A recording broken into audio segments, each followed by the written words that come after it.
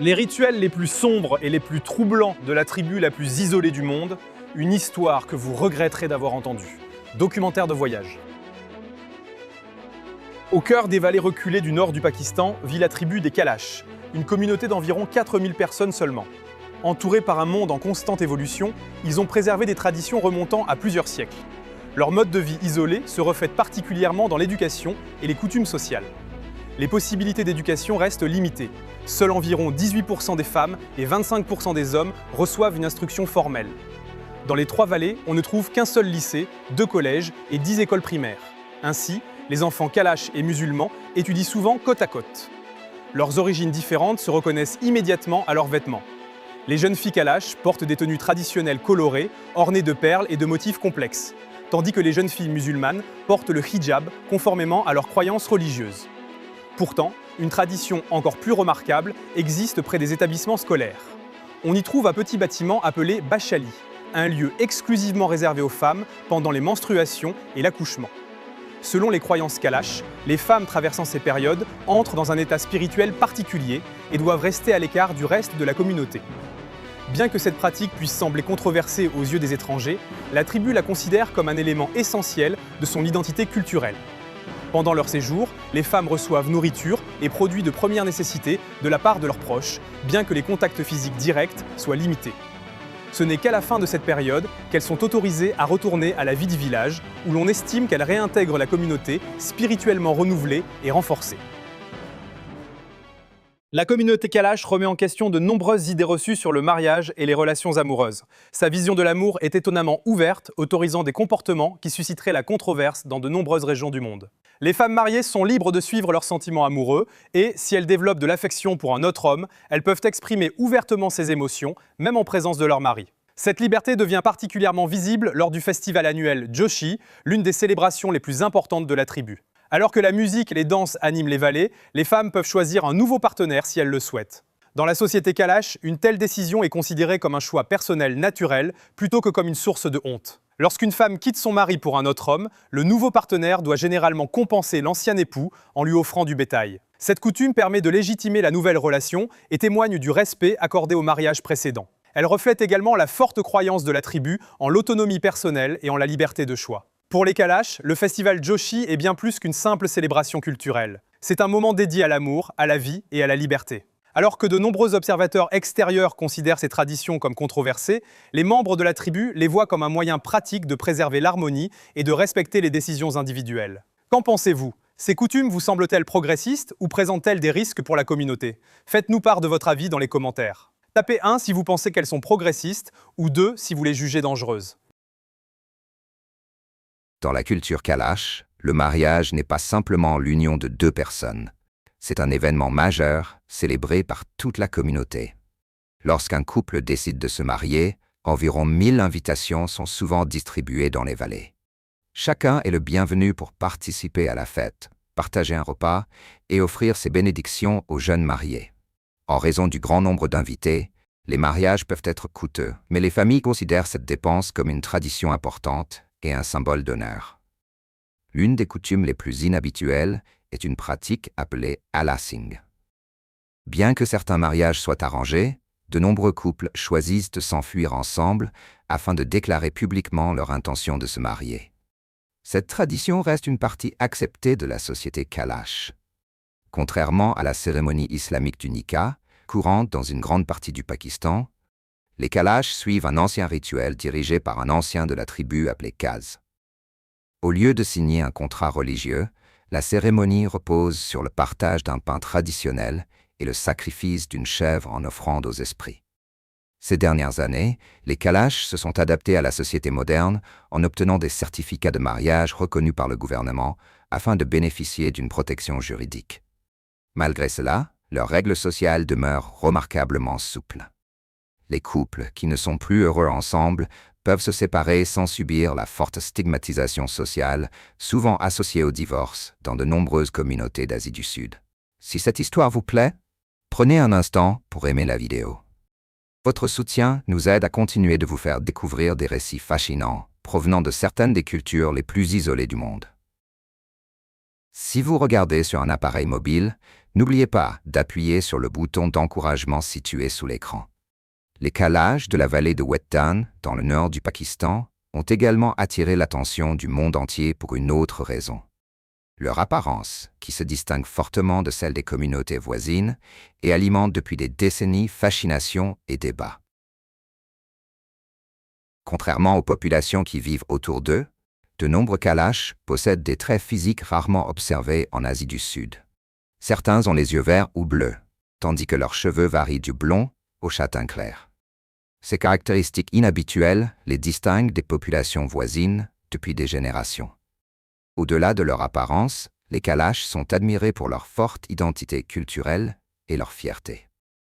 Les femmes portent des robes richement brodées, des coiffes colorées et des bijoux traditionnels qui deviennent particulièrement éclatants lors des festivals. Des événements comme le festival printanier Joshi permettent à la communauté de célébrer son héritage à travers la musique, la danse et des rituels ancestraux. Si la beauté unique et la culture des Kalash vous fascinent, laissez un commentaire avec le chiffre 4 ci-dessous. L'une des théories les plus populaires concernant cette tribu affirme qu'elle descendrait de l'armée d'Alexandre le Grand. Selon les légendes locales, certains soldats macédoniens seraient restés sur place après la conquête, il y a plus de 2000 ans, et auraient fini par intégrer la communauté. Bien que captivante, cette hypothèse ne repose sur aucune preuve concluante selon les historiens. Elle s'appuie principalement sur le folklore et les récits transmis de génération en génération. Ainsi, l'origine véritable des Kalash demeure un mystère persistant qui continue d'attirer l'intérêt des chercheurs et des voyageurs du monde entier. Dans la vallée de Birir, au cœur de la région Kalash, une ancienne tradition ajoutait autrefois une part de mystère à la saison des récoltes. Chaque année, au début du mois d'octobre, la communauté célébrait le festival Poul, une période consacrée non seulement à la récolte du raisin et des noix, mais aussi à l'hommage rendu à une figure légendaire connue sous le nom de Budak. Selon le folklore Kalash, Budak était bien plus qu'un simple berger. Pendant le festival, il bénéficiait d'un privilège unique, le droit de choisir une femme célibataire qu'il admirait, et de passer la célébration à ses côtés. Cette coutume singulière associait traditions agricoles, séduction et symbolisme spirituel, faisant du festival l'un des événements les plus attendus de l'année. Budak était considéré comme un symbole de force et de leadership. Beaucoup pensaient qu'il servait de lien entre le monde naturel et le royaume spirituel, donnant ainsi à la célébration une signification plus profonde. Aujourd'hui, le festival Pul existe toujours, mais la figure de Budak a disparu des pratiques modernes. La célébration est désormais principalement centrée sur l'abondance agricole et les rassemblements communautaires. Bien que le festival se poursuive, de nombreux anciens se souviennent avec nostalgie des traditions d'autrefois, évoquant une époque où le mythe et la vie quotidienne étaient étroitement liés. Dans la culture Kalash, la mort n'est pas considérée comme une simple fin, mais comme un important voyage spirituel. Lorsqu'un membre de la communauté décède, des cérémonies accompagnées de tambours et de musique sont organisées. Ces rituels créent une atmosphère à la fois solennelle et festive, honorant la vie du défunt et bénissant son passage vers le monde suivant. Traditionnellement, le corps reste exposé pendant 2 jours, permettant aux proches, vivant dans des régions éloignées d'arriver, de rendre hommage au défunt et de lui adresser un dernier adieu. Pendant cette période, les membres de la famille et les voisins travaillent ensemble pour préparer de la nourriture destinée à toutes les personnes assistant aux funérailles. Pour nourrir les personnes en deuil, environ 30 à 50 chèvres sont généralement sacrifiées. Cette pratique est bien plus qu'un simple geste d'hospitalité. Elle représente un profond respect et un grand honneur envers le défunt. Le partage de la nourriture constitue un élément central de la cérémonie et reflète les liens communautaires très forts de la société Kalash. Autrefois, les coutumes funéraires Kalash étaient très différentes. Au lieu d'enterrer les morts, les cercueils étaient placés au-dessus du sol, afin que l'esprit puisse rester proche des montagnes, des forêts et des ancêtres. Avec le temps, cependant, des problèmes tels que le pillage des tombes et les attaques d'animaux sauvages ont entraîné le déclin de cette pratique. Finalement, l'inhumation est devenue la méthode privilégiée pour préserver la dignité du défunt. Bien que la forme du rituel ait changé, son objectif est resté le même: honorer les morts, soutenir les familles endeuillées et renforcer l'unité de la communauté. Pour cette raison, les funérailles Kalash conservent une beauté singulière, où le respect, la responsabilité partagée et les traditions ancestrales se rejoignent dans un dernier hommage empreint de sens. Ces coutumes révèlent à quel point les Kalash accordent de l'importance à la famille, aux souvenirs et aux liens entre les vivants et les morts. Dans la mythologie Kalash, le corbeau blanc est considéré comme un messager sacré entre les humains et les dieux. La tribu le voit comme un pont reliant le monde terrestre au monde divin. Selon la légende, le corbeau blanc était autrefois un simple corbeau noir. Mais il fut transformé par une puissance divine et devint un symbole de pureté et de bénédiction. Depuis lors, il occupe une place particulière dans le folklore et les croyances spirituelles Kalash.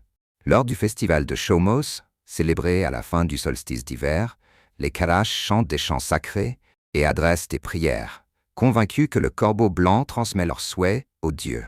Cette foi les rassure, car ils croient que les dieux entendent leur voix, protègent leur famille et apportent prospérité, bonne fortune et récolte abondante au cours de l'année à venir. Cette légende continue d'inspirer l'espoir et de renforcer leur lien avec le monde spirituel et les traditions ancestrales. Le peuple Kalash est connu pour sa chaleur humaine et son hospitalité, des qualités qui se reflètent dans ses salutations quotidiennes. Contrairement aux coutumes plus formelles présentes dans de nombreuses sociétés, les jeunes filles Kalash se saluent souvent en s'embrassant délicatement les mains. Ce geste représente bien plus qu'une simple marque de politesse. Il reflète le respect, l'amitié et les liens sociaux étroits qui occupent depuis longtemps une place centrale dans la culture Kalash. Cette coutume est également réservée aux aînés et aux visiteurs, permettant aux invités de se sentir accueillis et appréciés dès leur arrivée. Grâce à cette nature chaleureuse, la tribu Kalash a figuré dans de nombreux documentaires de voyage au fil des années.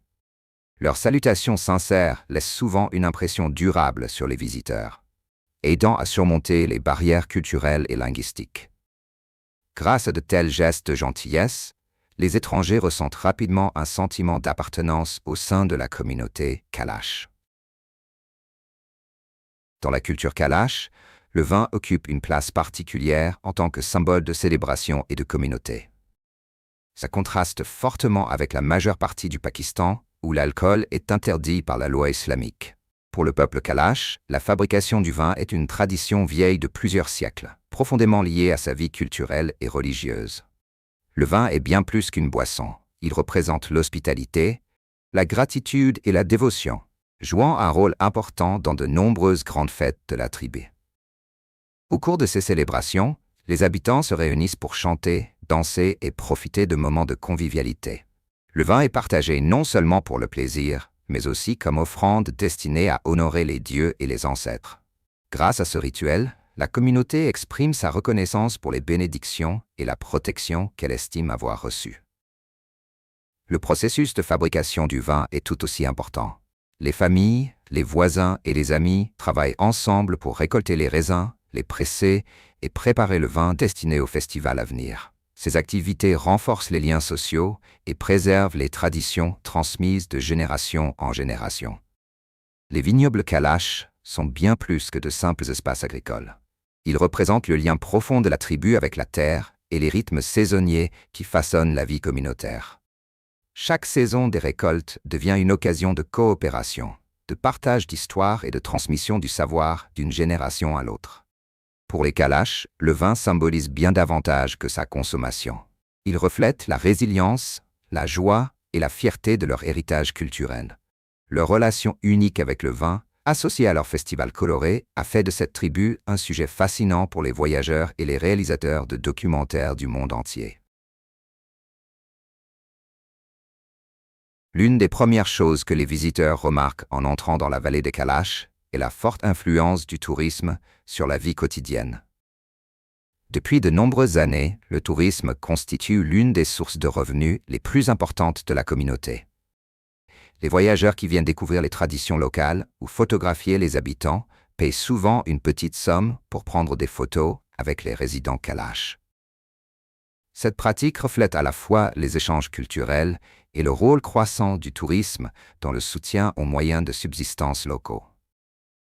Il est également courant de voir des enfants s'approcher des visiteurs pour demander des bonbons ou de petits cadeaux.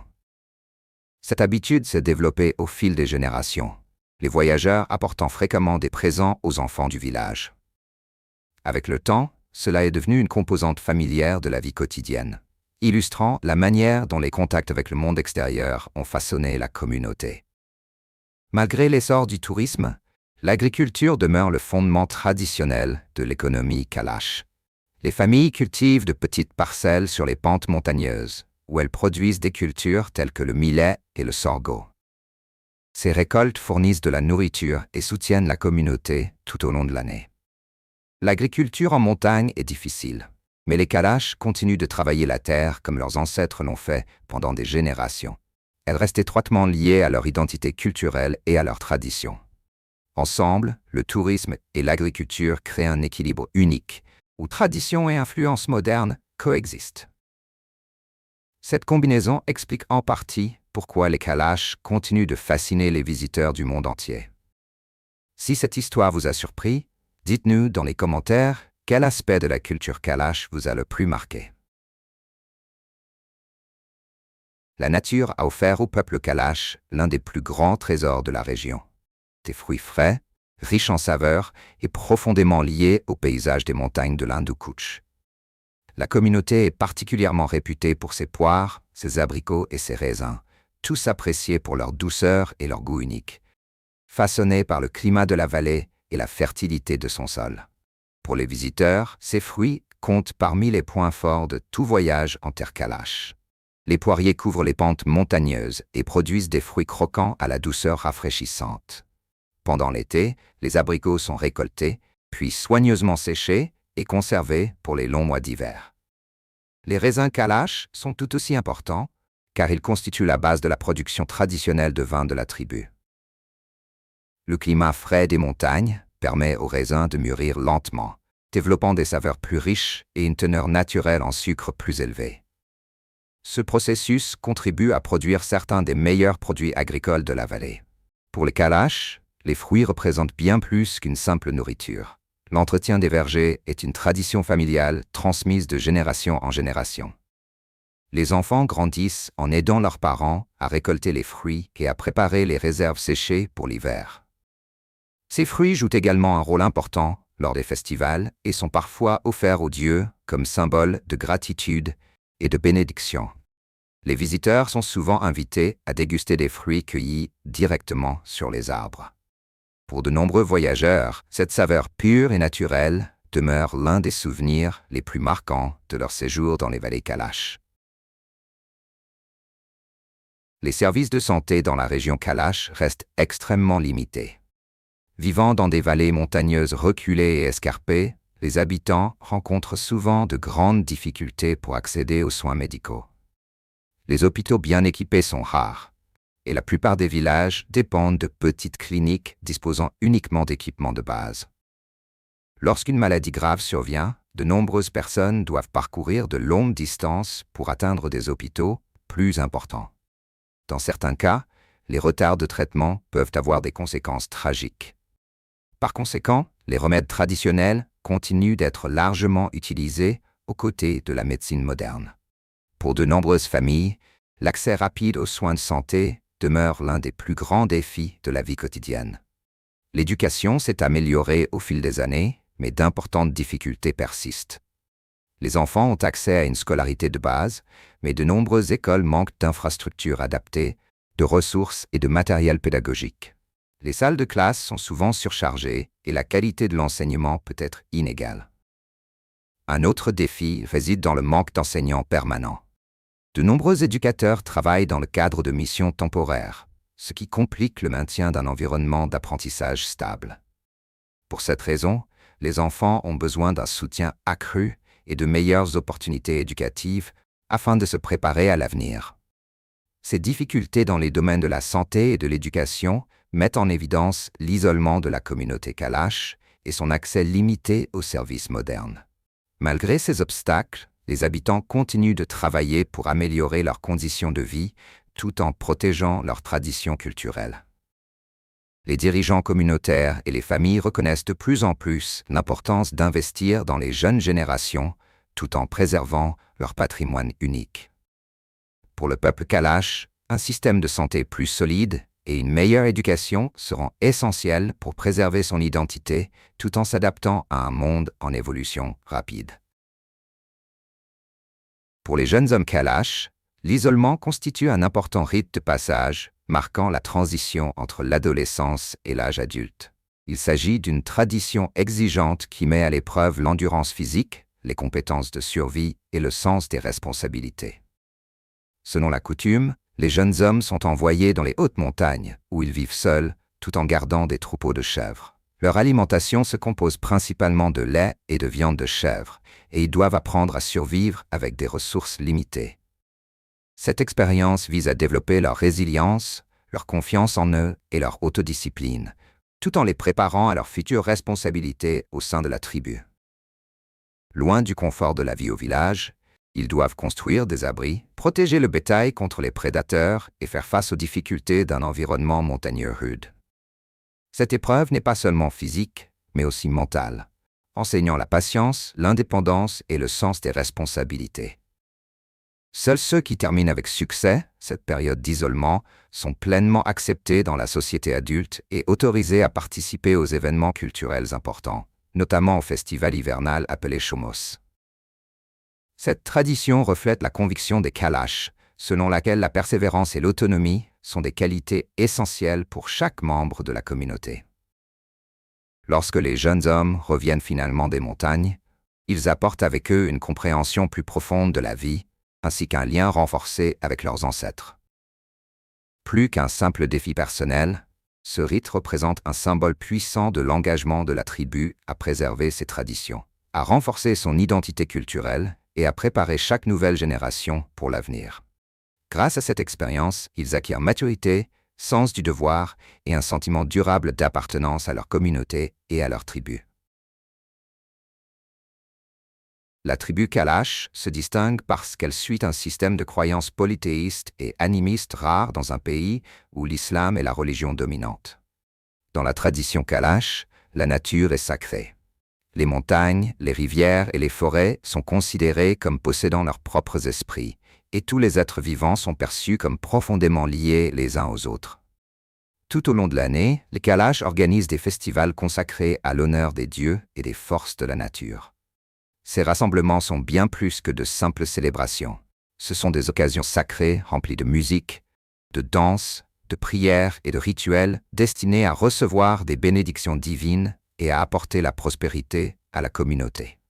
L'un des festivals les plus importants est Chomos, célébré pendant la saison hivernale. Alors que de grands feux illuminent la nuit, les habitants se rassemblent pour offrir des prières, accomplir des rituels de purification et célébrer le lien entre le monde humain et le monde spirituel. Chaque grand festival remplit une fonction particulière dans le calendrier spirituel Kalash. Shilam Joshi accueille le printemps et symbolise le renouveau ainsi que l'abondance, tandis qu'Ucho célèbre les récoltes et exprime la gratitude pour la prospérité de la communauté. La musique, la danse et les cérémonies traditionnelles renforcent à la fois l'identité culturelle et l'unité sociale. Le système de croyance Kalash reflète un profond respect pour la nature et rappelle l'importance de l'équilibre, de l'harmonie et de la gratitude envers le monde naturel. Grâce à ces traditions, la tribu continue de préserver un héritage spirituel qui a survécu pendant des siècles. Aujourd'hui, le gouvernement pakistanais et plusieurs organisations non gouvernementales travaillent à protéger le peuple Kalash et à préserver son patrimoine culturel. Avec une population d'environ 4000 personnes seulement, la tribu fait face à une pression croissante du monde moderne. Les programmes favorisant la préservation culturelle, le tourisme durable et les festivals traditionnels ont contribué à soutenir la communauté. Malgré cela, d'importants défis subsistent. L'influence culturelle des communautés voisines, le changement climatique et la migration des jeunes vers les villes continuent de menacer les modes de vie traditionnels. La préservation de l'identité Kalash nécessitera un soutien constant dans les années à venir. Les Kalash demeurent l'une des communautés les plus remarquables du monde. Des coutumes matrimoniales du festival Joshi et de la tradition Bachali À leurs croyances uniques, leurs festivals et leurs origines mystérieuses, ils démontrent à quel point les cultures humaines peuvent être diverses. En même temps, leur histoire est celle de la résilience. Malgré des siècles de changements, ils continuent de protéger leur langue, leurs coutumes et leurs traditions spirituelles, tout en s'adaptant aux réalités de la vie moderne. Leur détermination offre un aperçu rare d'une culture qui refuse de disparaître et qui continue d'inspirer la curiosité à travers le monde pour les générations futures. Leur survie constitue un puissant rappel de la valeur de la diversité culturelle. À présent, nous aimerions connaître votre avis. Quelle tradition Kalash vous a le plus surpris? Ces coutumes ancestrales devraient-elles être préservées telles quelles ou devraient-elles évoluer avec les temps modernes? Partagez vos réflexions dans les commentaires ci-dessous.